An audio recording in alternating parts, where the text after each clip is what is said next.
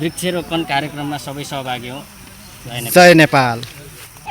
हाम्रो रमेश दाई केही बोलिदिनु त। जय श्रमदान, जय देश, जय माटो।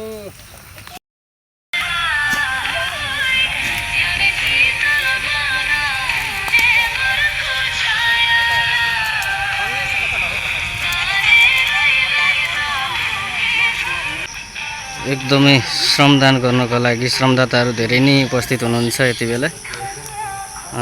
यहाँ चाहिँ बोट बिरुवा वृक्षारोपण कार्यक्रम हुँदैछ श्रम संस्कृति पार्टीको तर्फबाट।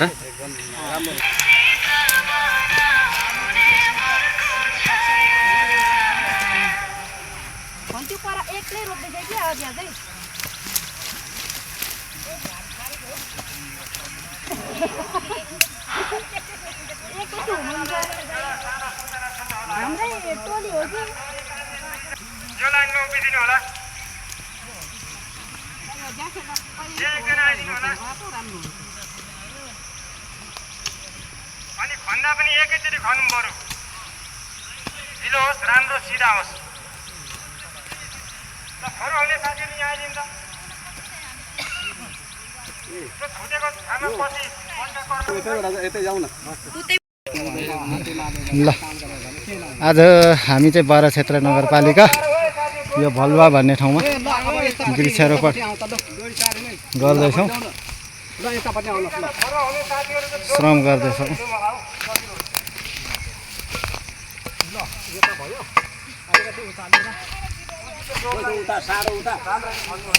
डोरी तन्केन है, डोरी तन्केन।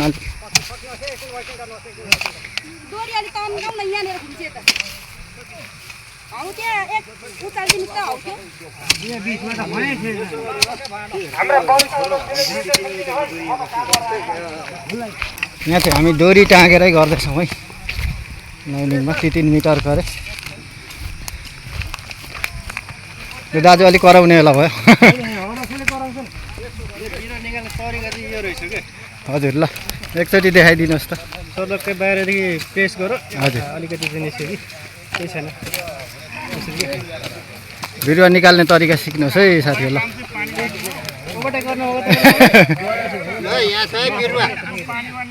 बिरुवा यता छ।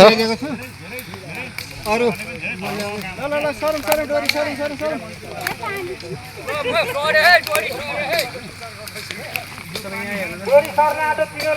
कतिखेर आउनुभयो दाजु? म त उता गएँ नि, यता 2 जना दाजुहरूसँग उता पो छिरिएछ हामी त। बोक्ने साथीसँग 3 जना बिरुवा रोप्ने, एउटा बिरुवा रोप्ने, एउटा बिरुवा ल्याइदिने, त्यस्तो टोली भए राम्रो हुन्छ है।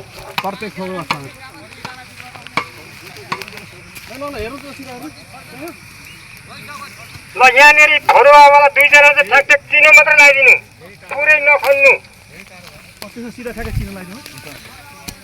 फरुवालाई एक फरुवाको चिनो लगाइदिनु होला, पुरै नखन्नु न, अरूले खन्नुहुन्छ। ठ्याक चिनो मात्र लगाइदिनु न।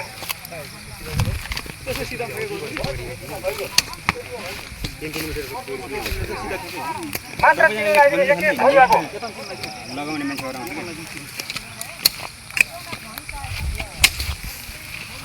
बसर एक फरुवा मात्र हाल्नु, चिनो मात्र लगाइदिनु, अनि अरूले निकाल्नु हुन्छ।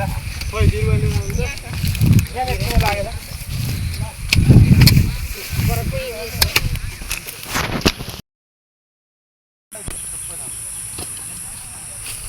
म त यहाँ बिर्सिसकेछु त। ल है हामी चाहिँ मेलोको अन्तिमतिर आउनु आँट्यो, अब सकिनु आँट्यो।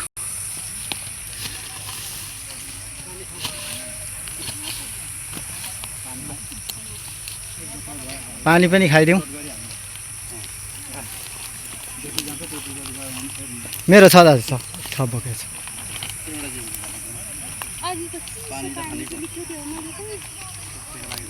कता छोड्नु भयो त?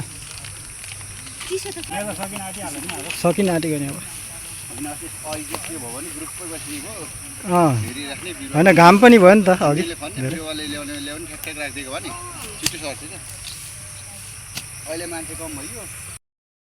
ल है हाम्रो चाहिँ मेलो टुङ्गियो आजको। हाम्रो रमेश दाई केही बोलिदिनु त। जय श्रमदान, जय देश, जय माटो। हामी अब के भन्नुपर्छ भनेदेखि हामीले यो बिरुवा रोप्दा के फाइदा हुन्छ त्यो पनि बोलिदिनु। यो पहिलो कुरो तपाईँको प्रकृति वातावरण एकदम हामीले पाउने फाइदा अक्सिजनहरू पाइन्छ। हजुर फलफुल त्यहाँदेखि सबै वातावरणलाई फाइदा भयो। सेकेन्ड भनेको अब हामी काम गर्नेलाई पसिना स्वास्थ्य जान्छ, स्वास्थ्य हेल्दी हुन्छ। सबै यो पसिनाबाट गएपछि हेल्दी भन्छ। यो सुगर प्रेसर त्यस्तोहरूको त यो निमन्त्रण नै नि होइन यो चाहिँ औषधि नै हो। औषधि।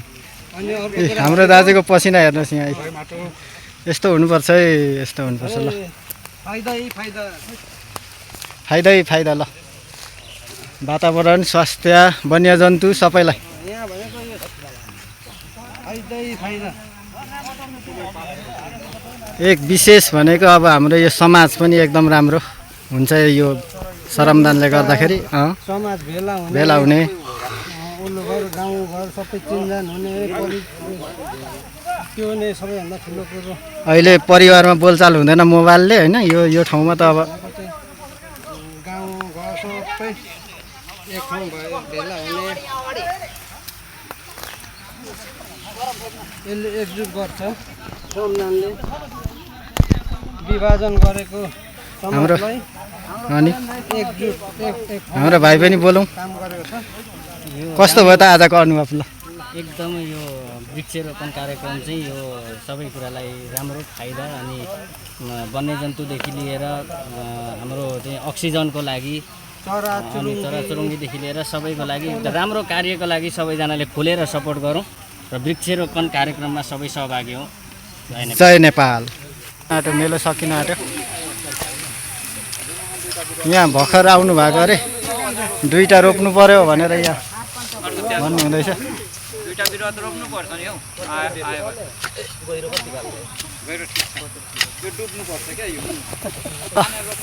आजको चाहिँ यस्तै छ है। दुईटा बोट रोप्नु त भर्खर आउनुभयो। ल मेलो टुङ्गेर लाग्यो है, लाग्यो अब चाहिँ लाइनै। के पो छोडियो भाइ? खन्ती